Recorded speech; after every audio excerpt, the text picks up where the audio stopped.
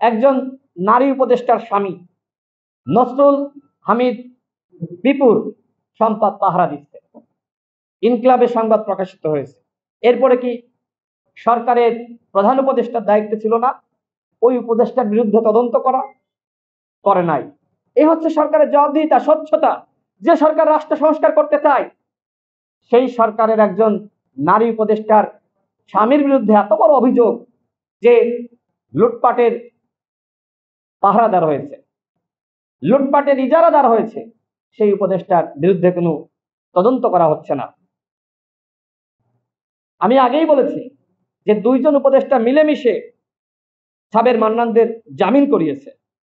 তাদের মাধ্যমে রিফাইন্ড আওয়ামী লীগ গঠনের স্বপ্নও দেখেছিল, কিন্তু জনগণ ধূলিসাৎ করে দিয়েছে।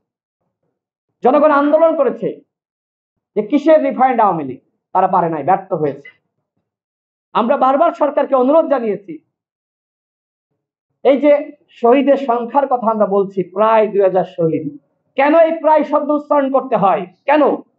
কারণ মান্যবর উপদেষ্টারা এত কষ্ট করেছেন, পরিশ্রম করেছেন যে এই 10 মাসেও যাদের রক্তের কারণে, যাদের জীবনের বিনিময়ে তারা উপদেষ্টার চেয়ারে বসেছে, কিন্তু সেই শহীদের তালিকা তৈরি করতে পারেনি।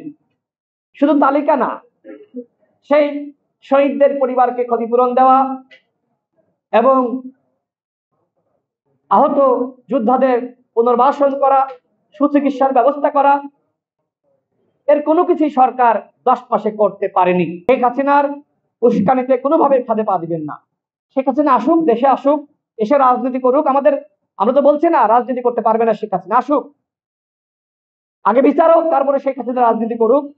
বেগম খালেদা জিয়া তিনি তো চাইলে সেই 11-এর সময় বিদেশে চিকিৎসার নামে পালিয়ে যেতে পারতেন, গিয়েছেন? যায়নি তো।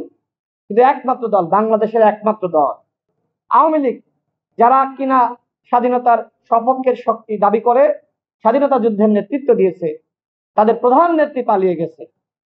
তাহলে আপনারাই বলেন, এখন কেন আওয়ামী লীগ আছে? শেখ হাসিনা যেদিন পালিয়ে গেছে আওয়ামী লীগ সেদিনই বিলুপ্ত হয়ে গেছে। আমরা ঐক্য চাই, আমরা সংহতি চাই, আমরা আবার সুষ্ঠু নিরপেক্ষ নির্বাচন চাই, আমরা গণহত্যার বিচার চাই, আমরা রাষ্ট্র সংস্কার চাই। কিন্তু এই রাষ্ট্র সংস্কার আর গণহত্যার বিচারের নামে আপনারা আজকে যা শুরু করেছেন সেটি কোনোভাবেই আমরা দেশের জনগণ মানতে পারছি না।